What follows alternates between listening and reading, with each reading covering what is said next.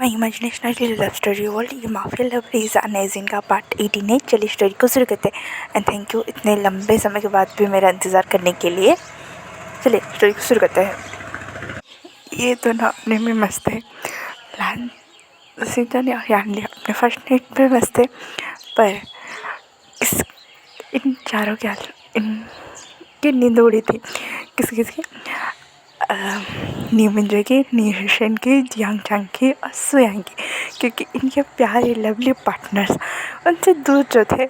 हाँ बनता भी है, एक आज ही प्यार क्या इकरार हुआ और बिछड़ भी आज ही गए ना, ऐसा ही सिचुएशन हो गया है इनका। पर न्यू मिंजो को थोड़ा ज़्यादा प्रॉब्लम हो रही थी।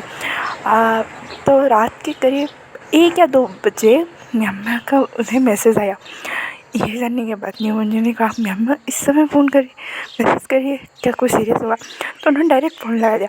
तो म्यामा ने कहा मुझे तुमसे मिलना है मिंजो, बहुत ज़रूरी है। तो न्यू मिंजो ने कहा हाँ कल मिल रहे हैं। तो म्यामा ने कहा नहीं मुझे आज ही मिलना है। तो न्यू मिंजो ने कहा ठीक है मैं आ रहा हूँ। तो म्यामा ने कहा घर वालों को, तो न्यू मिंजो ने कहा वो सब मुझ पर छोड़ दो। उसके बाद न्यू मिंजो रात में ही म्यामा के पास पहुँचे। तो म्यामा ने उन्हें अपना प्रेगनेंसी रिपोर्ट मतलब टेस्ट दिखाते हुए बोला मैं प्रेग्नेंट हूँ।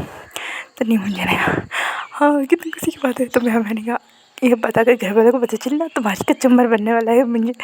ये सुने मिंजो उस रूम के 15 चक्कर लगा चुके थे इस टेंशन में कि आंट्स को क्या कहेंगे, आंट को सर विंग को डर लग रहा था। तो मैंने कहा मुझे तुम्हें पैक करने से पहले डर नहीं लग रहा था?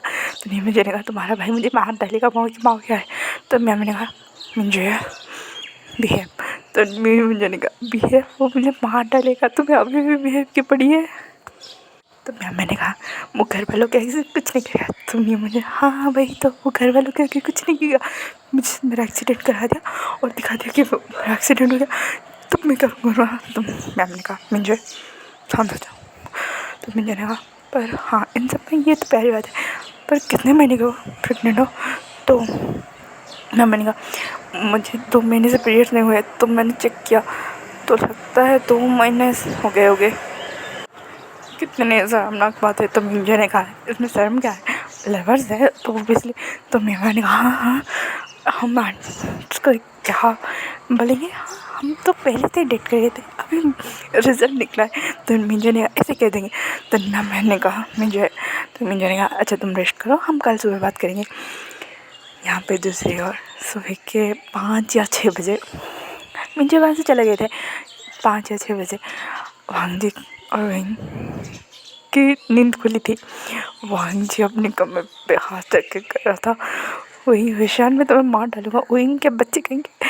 तो विंग ने कहा विंग के बच्चे नहीं, विंग के होने वाले बच्चे बोलो। तो वांग जी ने कहा क्या बकवास कर रहे हो? तो विंग ने अच्छा ठीक है मजाक कर रहा था, क्या बहुत पेन हो रहा है? तो मुझे ने कहा वही विशांत मैं तुम्हें मार डालूंगा, तुम्हें पता है तुमने बीच शादी में से मुझे उठा के लाए। तो विंग ने कहा तुम्हारी थोड़ी ना हो रही थी और काका की शादी हो गई थी इसी जैसे। तो वांग जी ने कहा विंग घर वाले क्या सोच रहे होंगे, मेरा कमरा साउंड प्रूफ नहीं है। पक्का कल रात कल दोपहर से हमारी आवाज़ है। ये सुनने के बाद विंग धड़ाक से बैठ गया और कहा क्या तुम्हारा कमरा साउंड प्रूफ नहीं है? तो वांग जी ने कहा नहीं मेरे बचपन के ट्रॉमा की वजह से मेरा कमरा साउंड प्रूफ नहीं है। ये सुनिए तो इन्होंने कहा बचपन का ट्रॉमा, ये इस समय बात करने का वक्त नहीं है। तो हाँ इस समय मेरा सिगरेट जो क्या है उसे समझ कर वक्त है। तो मैं पता है मेरी मॉम मुझे मार डाली और आंट लान तो खा ही जाएगी। तो वांग जी ने कहा मॉम भी यहाँ है ना? तो विंग और वांग जी एक दूसरे को देखने के बोले हमारा काम तमाम। उसके बाद विंग ने जैसे तैसे वांग जी को फ्रेश कर पाया। वांग जी पूरा एकदम फायर बन कर, मतलब क्या बोले रेड चिली जैसा होता है ना, पूरा रेड कलर का बन के बैठा था। तो विंग बनाया जा रहा था वांग जी को, पर वांग जी माने तब ना।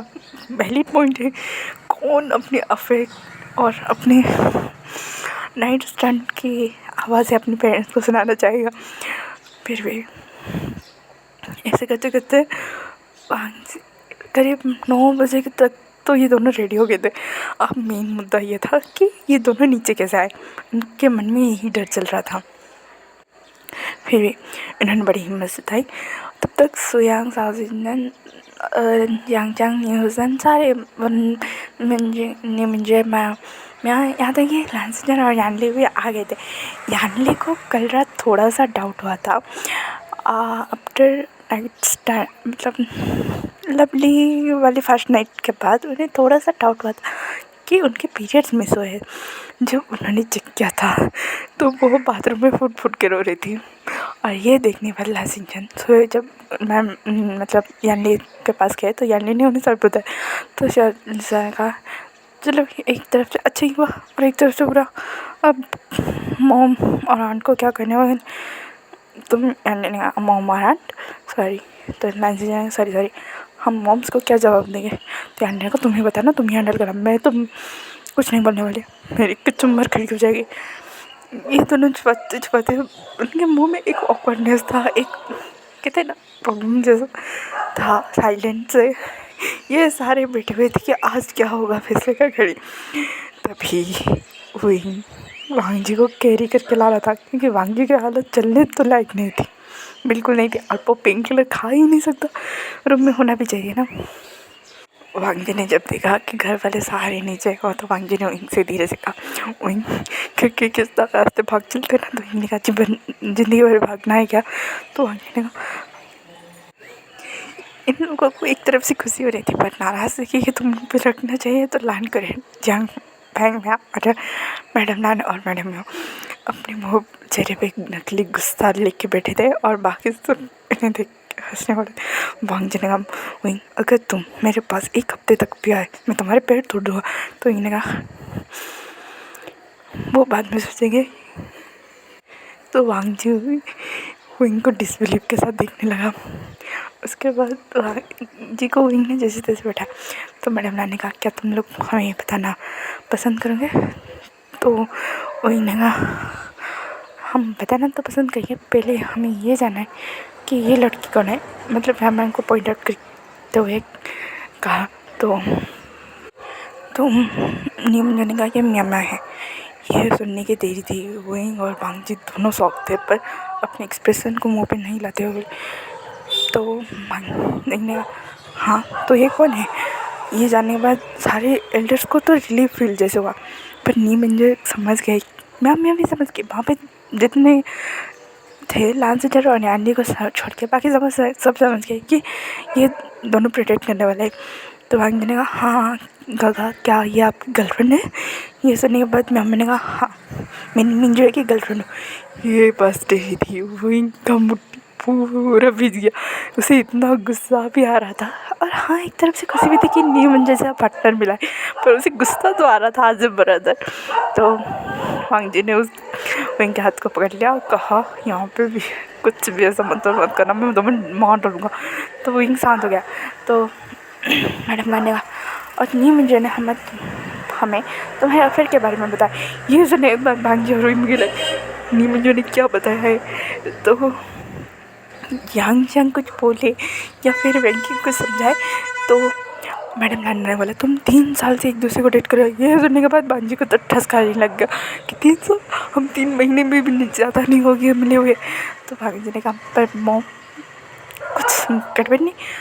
तो मैडम ने कहा हाँ गड़बड़ है ना कि मेरे बेटे ने अपनी इमेज इतनी अच्छी बना रखी थी, प्ले बॉय फ्लर्टिंग मास्टर और क्या।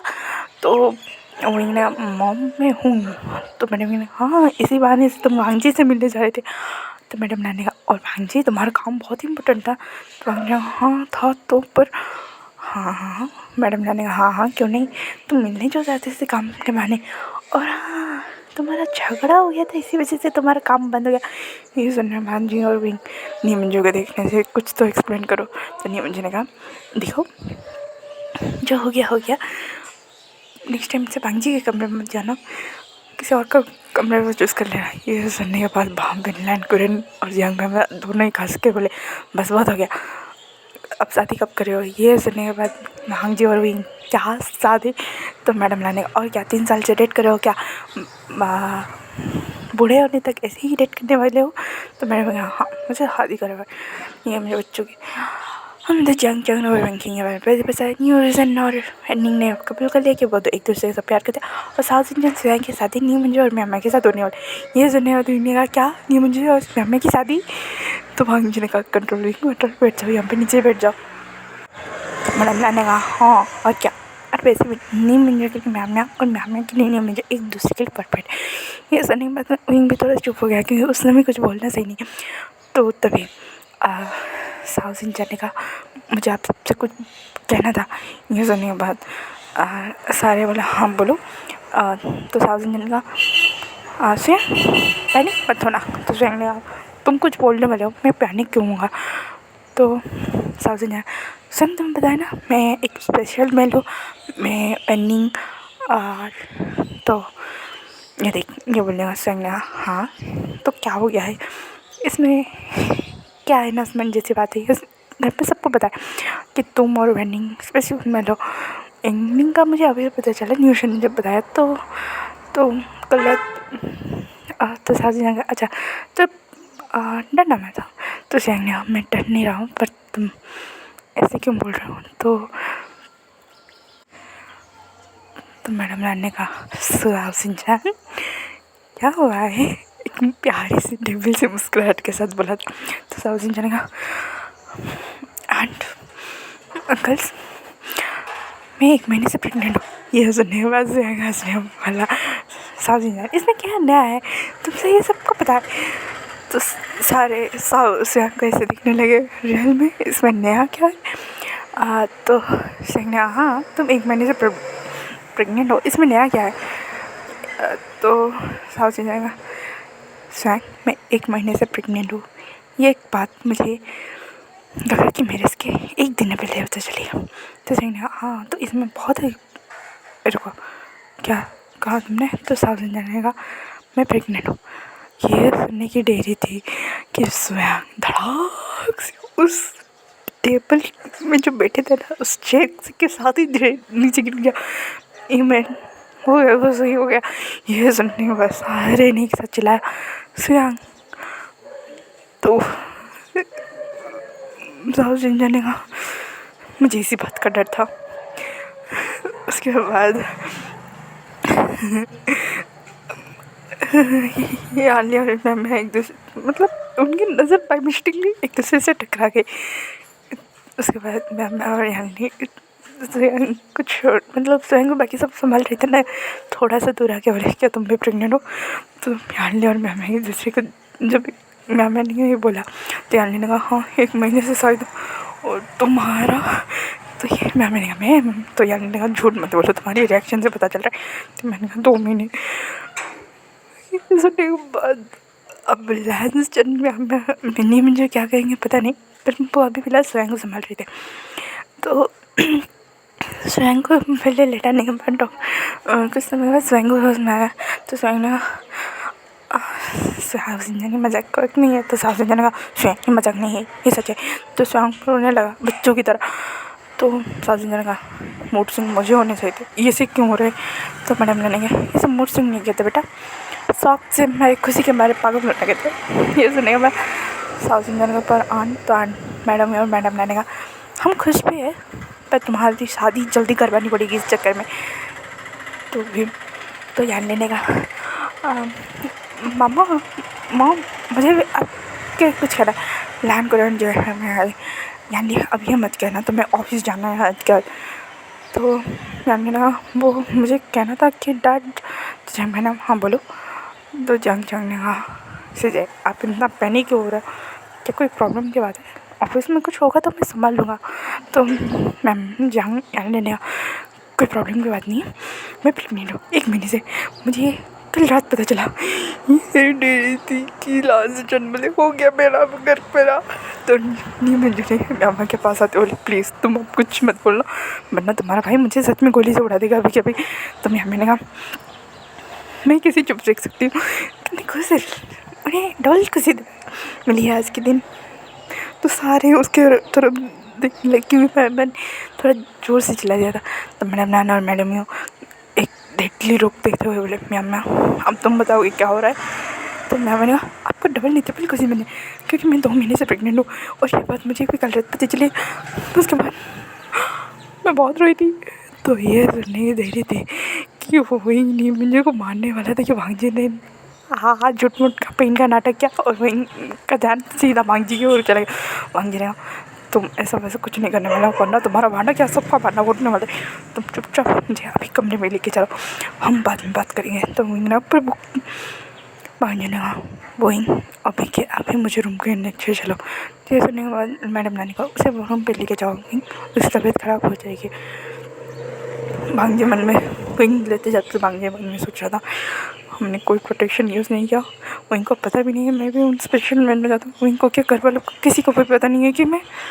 भांजे ने कहा भगवान बचा लेना मुझे। उसके बाद क्या भांजे ने विंग को समझाया कि तुम्हें अभी रिएक्ट करने की कोई ज़रूरत नहीं, हम बाद में सारे बात डिस्कशन करें। और तुम्हें पता है तुम जिसके ऊपर हाथ उठाने वाले थे वो कौन है, वो हंगू जुन इस इनके हेड है, मतलब पूरी एजेंसी के हेड है। तो तुम्हें लगता है तुम्हारे बारे में उन्हें पता नहीं होगा तुम यहाँ पर। तो वो भांगने का मैं को सीजे को भी ये बात बताओगी तो डोंट रिएक्ट। उसके बाद थोड़ी देर बाद हाँ सारे एल्डर थोड़े गुस्से में थे, पर ठीक है वो उन्होंने इतने खुशी का मौका मिला था तो उन्होंने सबको माफ़ कर दिया था। उसके बाद जिसका जो काम था वहाँ पर वो चले गए थे और एक्चुअली में ये काम के बहाने मीटिंग करने निकले थे, एक दूसरे की जो राज दफन थे उसे निकालने निकले थे। और एक वो भी विंग के सीक्रेट बेस्ट फ्रेंड पे तो विंग ने सीधा जाते ही नीमंजक को एक जोर से मुक्का मारा। ये देखने के बाद वांगजी और मैं एक साथ चिल्लाई ये क्या वह विंग। तो इन्होंने कहा इन्होंने मेरी सीजे को प्रेग्नेंट कर दिया, मैं मुक्का भी नहीं मारूँ। तो वांगजी ने कहा और रियली हुई तुम्हें पता था तुम्हारी सीजे जिंदा है। तो इन्हें पर वांगजी ने कहा सॉरी बोलो। तो इन्हें कहा सॉरी तो नहीं मुझे इससे बुरा एक्सपेक्ट था, पर ठीक है आई एम सॉरी विंग, पर मैं सच में प्यार करता हूँ। तो विंग ना मुझे कोई प्रॉब्लम नहीं है पर साथ ही तो मैंने कहा तुम्हारी सीजे मैं हूँ, तुम हमारे बड़े भाई नहीं हो। तो ना सीजे तो मैंने कहा कैसे हो तुम, तुम्हारी यादें कब भाई। तो थोड़ी देर बात हुई, लेकिन बाद विंग ने सबको बताया कि उसकी आदेश कैसे आई किस तरह से। और भांगजी थोड़ा गुमसुम था, शायद मॉर्निंग के इंसिडेंट्स की वजह से या फिर उसके चाइल्डहुड ट्रॉमा की वजह से वैंकिंग और वैनिंग समझ गए थे। तो वांगी ने वहाँ से थोड़ा मतलब उन्हें स्पेस दे से वहाँ से चला गया था। तो वैंकिंग ने कहा वांगी ठीक हो ना। तो वांगी ने कहा मैं ठीक तो हूँ, पर सुबह की इंसिडेंट थोड़ा एम्बैरेसिंग भी था। और तो एनी ना बहुत ज़्यादा तुम्हारी मॉर्निंग के साथ तो हम सब सुन रहे थे, अंजना उससे भी बुरा कि विंगी ना तुम्हारा ट्रॉमा विंग के जाने के बाद से शुरू हुआ था ना। और देखो ना सब ठीक है। तो अंजना पर देखो ना कितनी बड़ी प्रॉब्लम हो गई है ना लाइफ में, हम एक माफिया के चक्कर में पड़ गए। तो ये नहीं हुआ 2-3 हंसने लगे। तो विंग ने कहा पीछे से ये बात सुन रहा था तो विंग ने पूछा भांजी कैसा ट्रॉमा। तो वैंकिंग और एंडिंग ने कहा आई थिंक तुम दोनों को बात करनी चाहिए। तो भांजी ने बताया कि उसके जाने के मतलब उस एक्सीडेंट के बाद उसे कैसा ट्रॉमा लगा था, क्योंकि भांजी उस एक्सीडेंट प्लेस में था, उस ब्लास्ट को होते ही देखा था।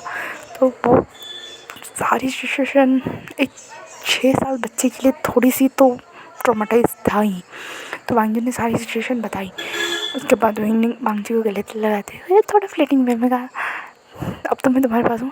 तो वांगजी ने कहा पहले बताओ तुम्हें हंगू पसंद है हासन या फिर लांजन। तो विंग क्या फ़र्क पड़ता है, तीनों तो तुम ही हो ना।